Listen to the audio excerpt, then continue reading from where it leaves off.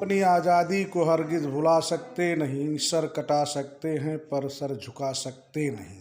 दोस्तों, जैसा कि आप लोग जानते हैं इस समय चल रहा है, चुनाव की सरगर्मी तेज हो चुकी है और हम समस्त निविदा समुदाय कर्मचारी जो भी आउटसोर्स कर्मचारी हैं, हम लोग भी अपनी ज्वलंत समस्याओं को लेकर बार बार सभी राजनीतिक पार्टियों को अपना ज्ञापन सौंपा गया और ये आशा करते हैं और उम्मीद भी है कि हम लोग की मांग किसी न किसी पार्टी द्वारा अवश्य रखी जाएगी। इसी आशा उम्मीद के साथ सभी राजनीतिक पार्टियों को हम लोग अपना ज्ञापन देते रहे और जो वर्तमान सरकार थी उसके समक्ष हम लोगों ने 4 महीने से ऊपर इको गार्डन में शांतिपूर्ण तरीके से धरना प्रदर्शन भी किए, यहाँ तक कि पत्र के माध्यम से पहले अवगत कराते हुए विधानसभा तक का घेराव किया गया। लेकिन वर्तमान सरकार ने थोड़ा सा भी हम संविदा कर्मचारियों के पक्ष में पसीजने का काम या किसी प्रकार का कोई काम हम लोगों को करने का कार्य नहीं किया।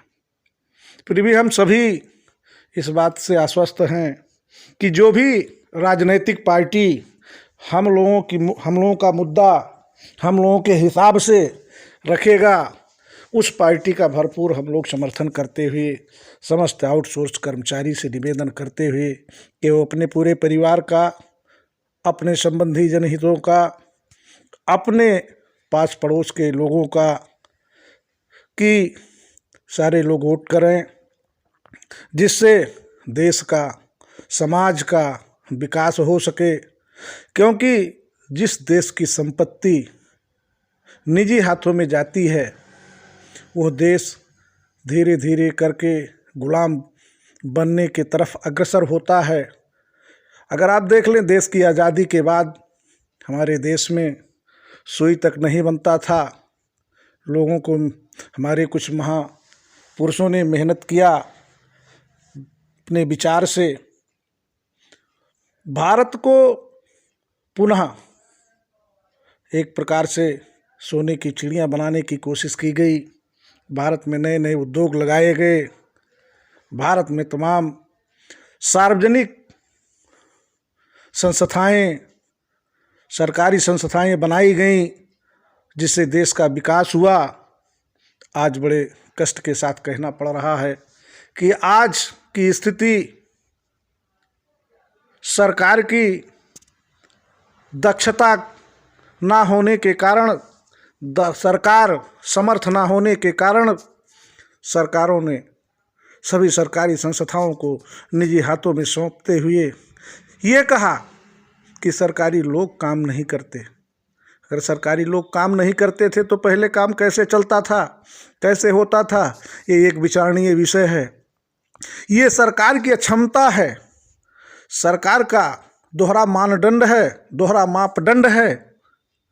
सरकार अगर सक्षम हो तो सारा काम सरकार के इशारों पे होता है। उसके शासन सख्त हो तो चाहे वो सरकारी हो, चाहे प्राइवेट हो, चाहे जो हो, सभी सरकार के दायरे में आते हैं। ये दोषारोपण करते हुए व्यक्ति वही, सारे कर्मचारी वही होते हैं, सिर्फ उसमें सरकारी और प्राइवेट की मुहर लगा दी जाती है।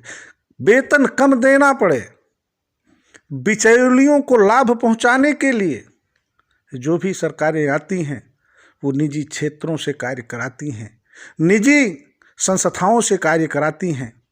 आज की स्थिति ये है कि हम संविदा कर्मचारी इस महंगाई के, हम आउटसोर्स कर्मचारी इस महंगाई से इस तरीके से पीड़ित हैं कि अपना घर परिवार चला पाना मुश्किल है।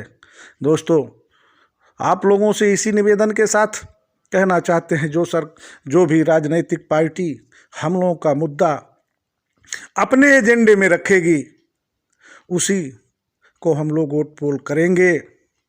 हमें किसी जाति धर्म, किसी संप्रदाय से मतलब नहीं है। हमें मतलब है तो देश हित से मतलब है। और देश हित तभी होगा जब युवाओं का उत्थान होगा, किसानों का उत्थान होगा, देश सम्मान के योग्य तभी बनेगा जब युवा देश में बेरोजगार ना हो, सभी युवाओं को रोजगार मिले, तभी देश की समृद्धि होगी। और आज इस परिवेश में हम लोग पुनः सभी राजनीतिक पार्टियों से अपील करते हैं कि हम लोगों के मुद्दे को, हम लोगों को नियमित करने के जो भी राजनीतिक पार्टी काम करेगा, हमारे प्रदेश में जितने भी आउटसोर्स कर्मचारी हैं, चाहे जिस विभाग के हों, उन सभी कर्मचारियों को नियमित करने का जो भी राजनीतिक पार्टी कार्य करेगा, बिना किसी भेदभाव के हम लोग उस पार्टी को वोट पोल करने का कार्य करेंगे। निस्संदेह हम लोग अपना वोट पोल उसी पार्टी को करेंगे। इसलिए दोस्तों, मैं पुनः इसी निवेदन के साथ अपनी बात आप लोगों से कहना चाहता हूं कि जो भी राजनीतिक पार्टी हम लोगों के मुद्दे को अपने एजेंडे में रखते हुए, अपने घोषणा पत्र में रखते हुए हम लोगों का कार्य करने का कार्य करेगा, नियमित कराने का कार्य करेगा, उसी पार्टी को हम लोग वोट पोल करने का कार्य करेंगे। धन्यवाद। जय जवान, जय किसान, जय संविदा कर्मचारी।